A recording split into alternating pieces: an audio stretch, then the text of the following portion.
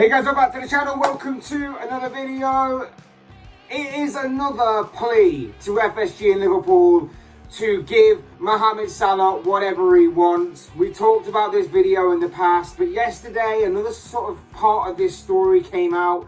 It emerged yesterday, late last night, that a further development on the Mohammed Salah contract situation has come out, and I just basically wanted to talk about it, get some more stuff out there that I want to say on this matter, and obviously talk about what happened and what developed last night as well. So we're going to be talking all about this story, but before we do, I would like to remind you all to please like the video and also subscribe if you're new. Both things always have to be greatly appreciated. And for now, let's get into this development, because late last night it emerged there was some sort of development of sorts regarding this story. Now, for those of you who don't understand the story, don't know the story, live under a rock from this story, because let's face it, this has been dragging out now for a lot longer than it should have done, but it has been dragged out for a very, very long time. Basically, Mohammed Salah's contract runs out at the end of next season, and obviously 6 months before the end of his contract, he is then allowed to go on to talk to a number of teams in regards to leaving Liverpool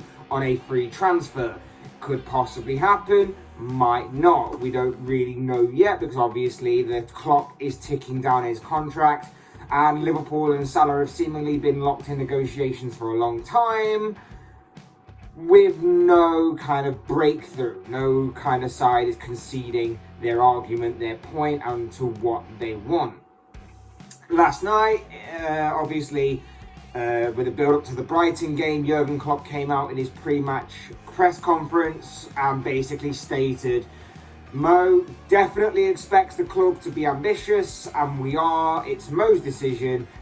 We did what we can do. It's fine. Nothing further happened. Mo signing or rejection or whatever.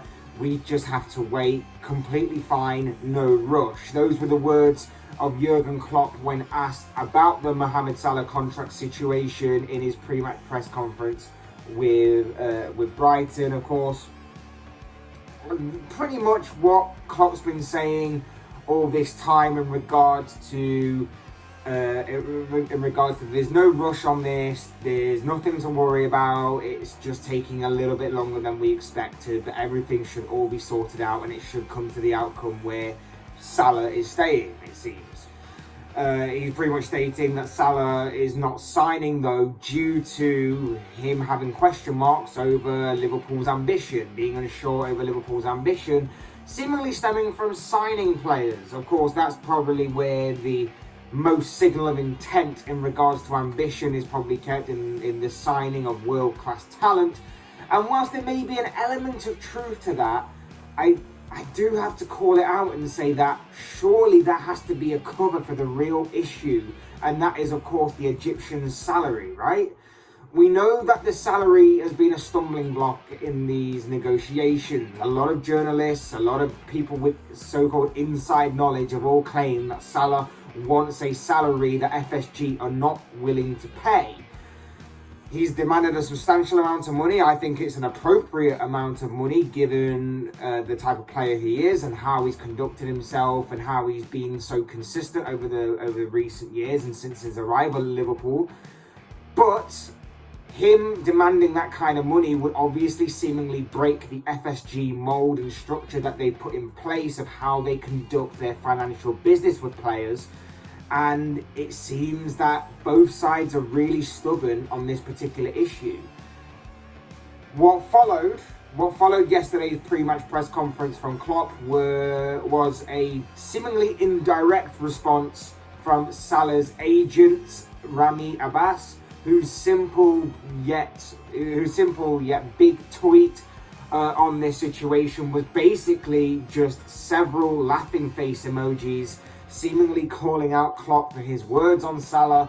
So again, it does call into question what the real story is here, what is really going on in regards to this story, who's telling the truth, who's not, what is the real answer to why this saga is still dragging out after seemingly an eternity of dragging on and going on with this. Because the truth is like, you can take one side or you can take the other, I think it's a little bit from column A, a little bit from column B, merged together to create something bigger as well. It could just be that. It could also be Klopp covering for FSG. It could also be the agent stirring the pot even more on this story. Like I say, it's quite unknown what the real story is and what is fact from fiction. What followed again was an outsider's view, of course, or a journalist with insider knowledge. The man in the know, Fabrizio Romano, came in. He chimed in with an update on the situation, and as he took to Twitter to state, exclusive, Salah and his agent have no intention to accept the current new contract bid from Liverpool. Talks have been broken down since December as things stand. Mo's priority is to stay, but not at the current conditions. Let's see Liverpool's next move. Again, it seems the ball is very much in FSG's court on this. Salah's laid down his intentions. Salah's laid down that he wants to stay. He's pretty much said that himself from the beginning. He's said it in a number of interviews. He wants to stay. The ball is in FSG's court. It's just up to FSG as to whether or not they will give him what he wants. But the longer this obviously ticks on, the more anxious, the more agitated Liverpool fans, including myself, obviously will get, because it does represent a massive gamble in my opinion. The good thing for Liverpool is that despite contract talks breaking down in December, Salah has remained very professional since then, hasn't kicked up a massive fuss over this, and has continued to play on with his football for the club. From an age and business perspective, I can kind of understand why Liverpool would be a little bit hesitant, a little bit more so hesitant in giving him what he wants. Obviously, the winger is currently 29 years of age, and in the summer at the end of the season, he will be 30. And therefore, he will seemingly be entering some of the final years of his prime, of his best footballing years, shall we say. So I can understand that from a business and age point of view. But this is a guy that's been in devastatingly consistent form ever since he arrived at Anfield back in 2017. He's genuinely and generally world class. He's top quality and has proven so by scoring 152 goals in across 237 appearances for the Reds in all competitions. Also registering 57 assists in that time as well. A truly incredible record, to say the least. You don't need me to tell you that. And of course, this season it can only get better. He's already top of the scoring charts by scoring 19 goals already this season, which is like, I believe, seven or eight more than I think the next lowest scorer, which coincidentally is a Liverpool player in Diego Jota. And Sadio Mane is up there as well. It's incredible what they've done all together.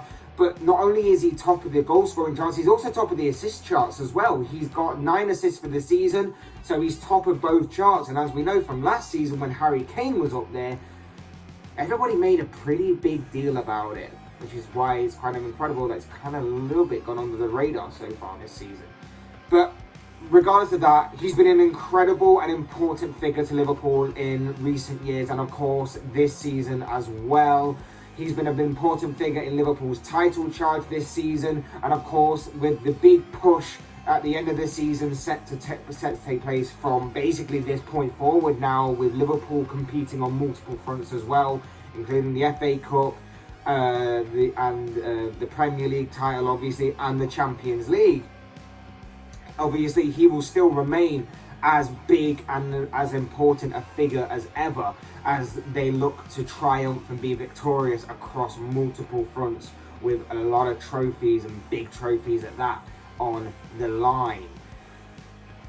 Fingers crossed for more success. Fingers crossed that obviously he remains a big part of that and nothing really bad happens to that and he remains professional and everything. But the question does remain, if you are to get rid of him, how the hell are you supposed to replace all of the goals, all the assists, and all the consistency from the 5 seasons that he's been here for? The answer is, you don't. Or at least it's incredibly unlikely that you don't, because you won't be able to find someone using the FSG model that will replace the goal scoring and goal assisting talents of one Mohammed Salah. It's near enough impossible. It's not impossible, it's just extremely unlikely that you will be able to find that instantly. Even for how good Liverpool's recruitment has been under Jurgen Klopp, it's incredibly unlikely that they will find a right winger with the same devastating finishing and creative quality and output and ability of Salah, which is why right now Salah represents a guarantee rather than a gamble.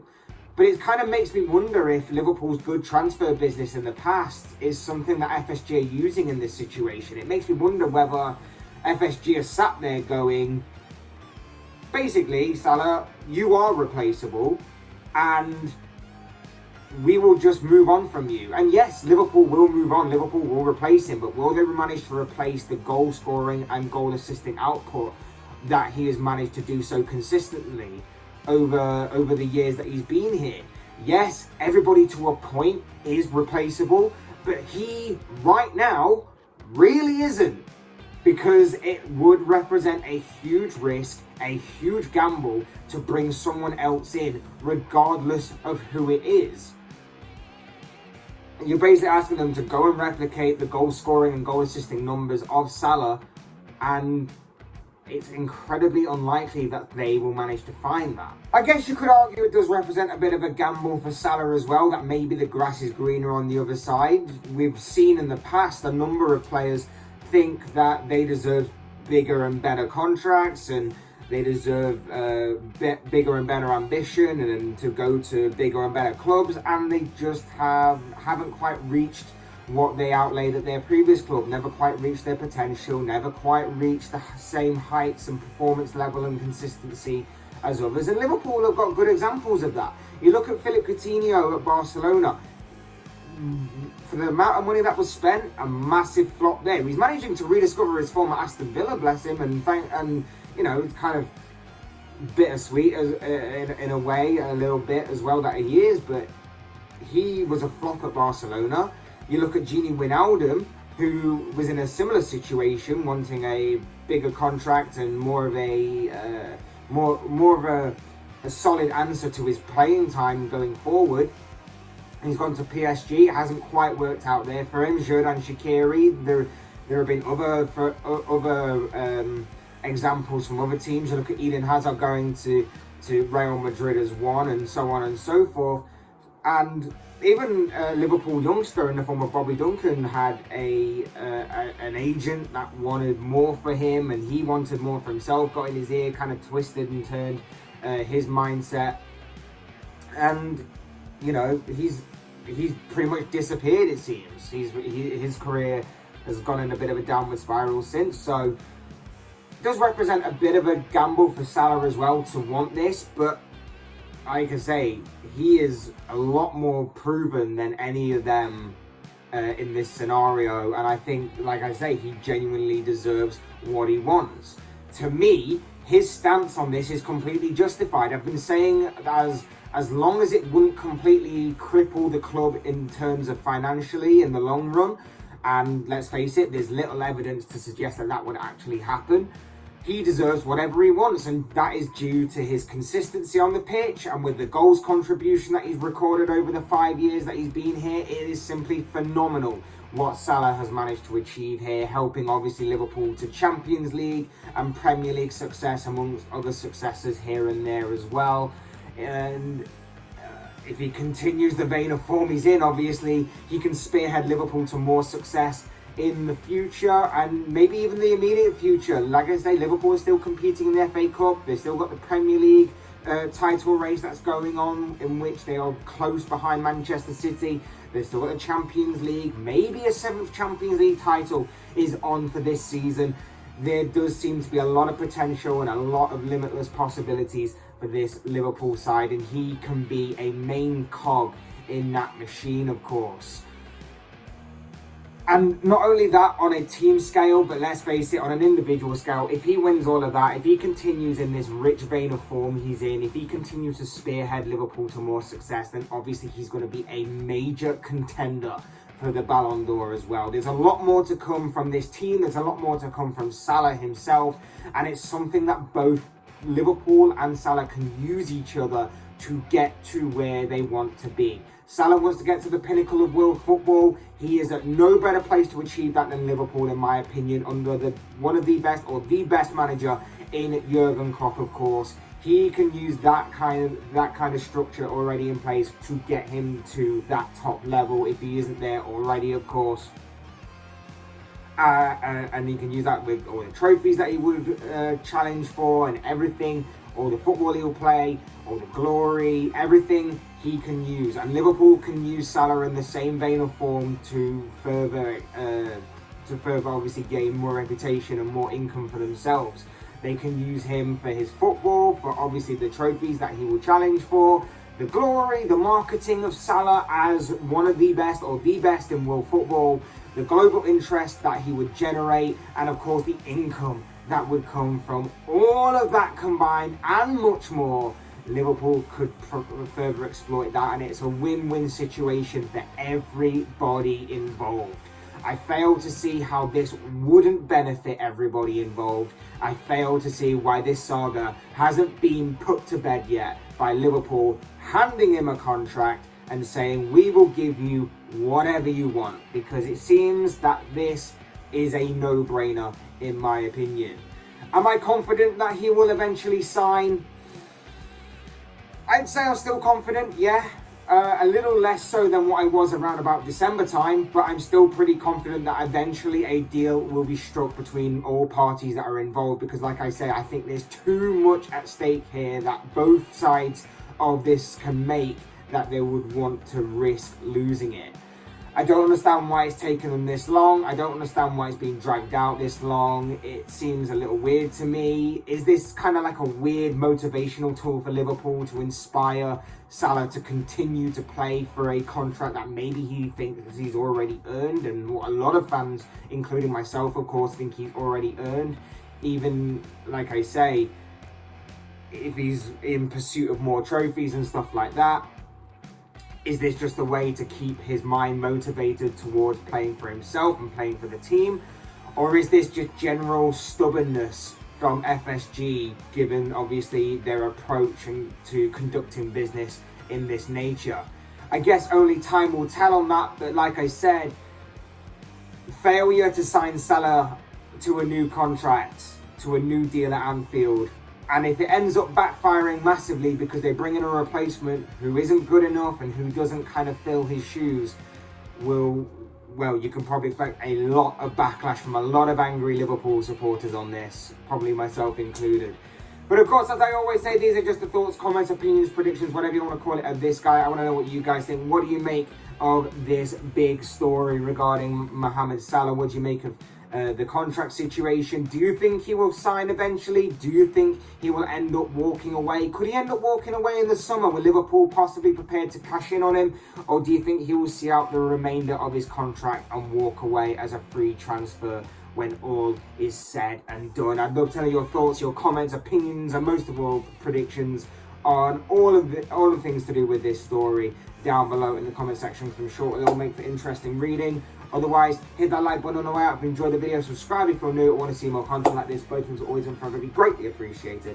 And as always, thank you all so much for watching and listening. I've been Fletch. This has been another Fletch Talks video, and I will see you all again soon in another video.